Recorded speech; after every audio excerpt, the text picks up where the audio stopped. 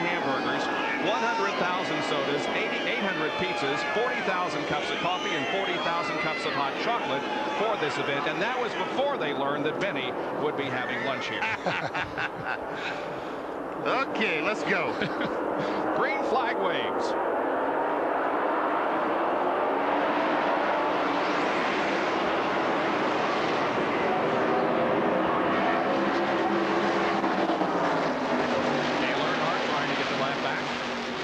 Gets in front of Martin.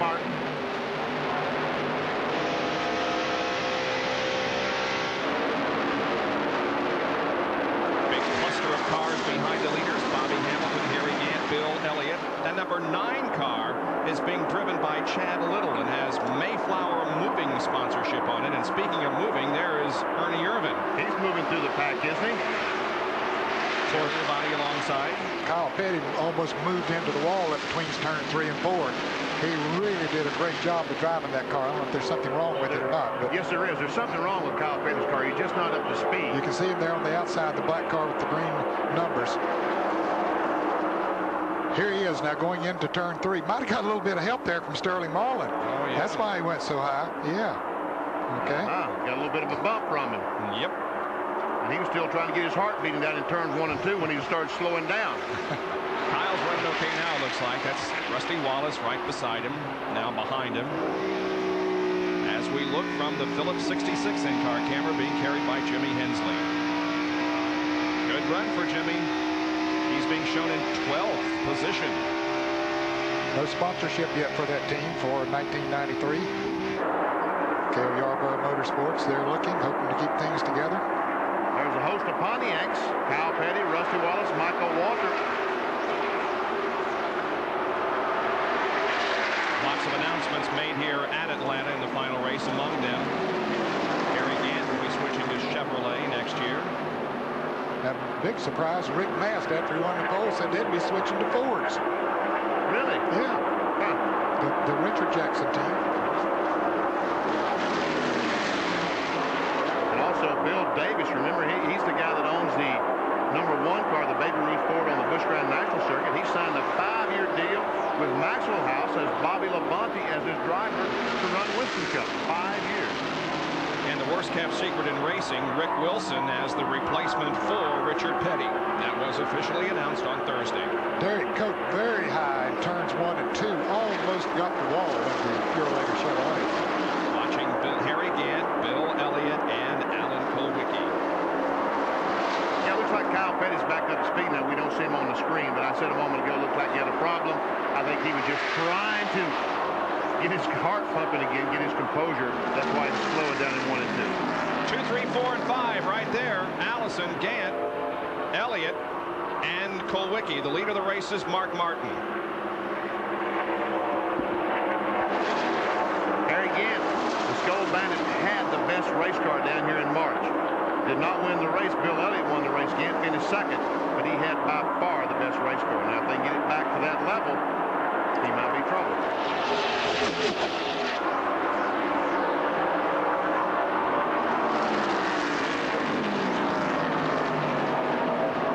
Race is just about a third over. There are 328 laps in this event, and we're now at 109. If points were awarded right now, Allison would be the winner of the Winston Cup. He's running second. Kulwicki would finish second in the points. He's running fifth, and Elliott would be third. And now Mark Martin is trying to put Dale Earnhardt a lap down again. He's closed up on the back bumper of Earnhardt. And Earnhardt's running high, Mark Martin running low. And a good battle back of those guys as Alan Kulwicki has pulled alongside of Bill Elliott and now tries to take the position away. They come down the back stretch, and boy, it looked like they may have touched as they came off the corner. They were awfully close. There's no doubt about it. There was $1 million at stake.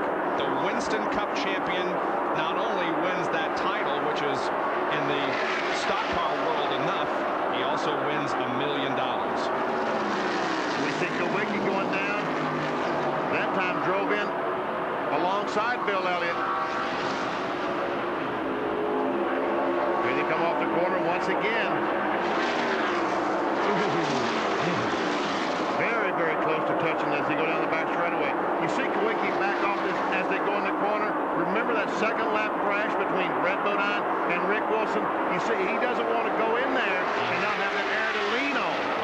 That's why he backs off going in the corner. Now, Allen, I was going to say gets cleanly around him, but no, Elliott just won't give up while Ricky Rudd says, I may make this a 3-horse race. Did I say Rick Wilson? I meant Rick Mast. You can say Rick Wilson next year.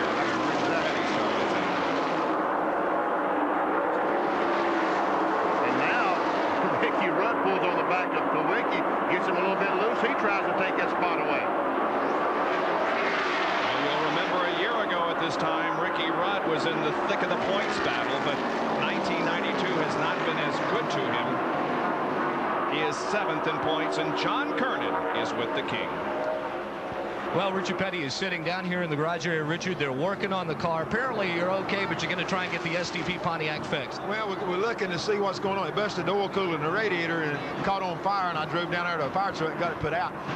But I don't know that when it busted the oil cooler that it didn't run out of oil and mess up the bearings. So first thing I got to do is put it back together and then crank it up, and still got oil pressure. We might go out and run a few laps. The oil pressure's messed up. Naturally, that's all over with, but no front fenders or nothing on it right now. It's tore up pretty bad. You know, you'd rather go out in a blaze of glory, but you're almost out in a blaze today. Yeah, it wasn't the kind of blaze of glory I wanted to go out in, but the main thing is nobody got hurt in the wreck, and I've spent 35 years doing this, and I'm still walking around talking, so good Lord looked after me for a long time. Now, if you don't get it fixed to get back out, will you still be hanging around for the end of the race ceremonies that were scheduled? Well, we'll sort of play that beer. It's according to what everybody wants to do, and we'll take care of everybody. All right, Richard Petty, despite the car catching on fire and sitting here in the garage in his last race, manages to flash that famous Petty smile. And I hope that they can get that car back out and running. I would like to see the car on the racetrack when the checkered flag drops. Well, Mark Martin is still the leader of the race, and he has not yet put Dale Earnhardt a lap down, and Dale is in 15th. He was alongside Earnhardt just a moment ago, not able to get by.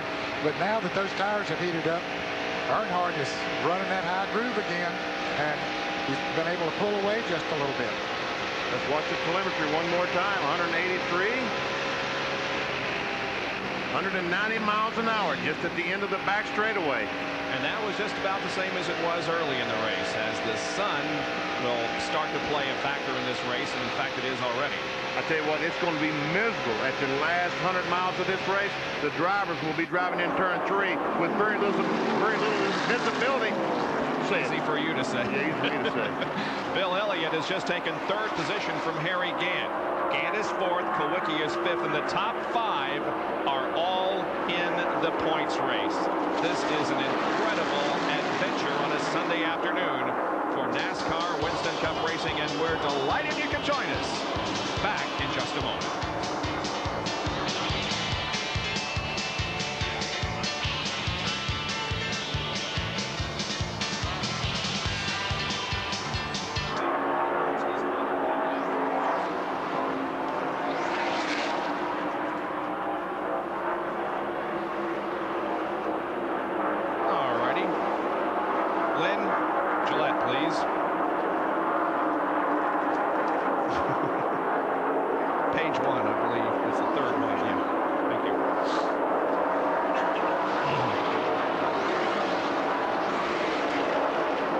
It's looking pretty racy. He is looking racy, isn't he? You know, oh, look at him go by for Davey.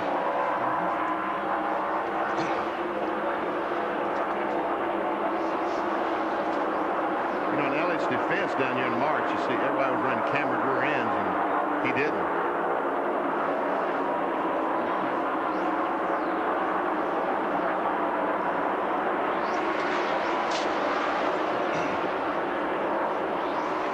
He's falling back, isn't he? He slipped badly.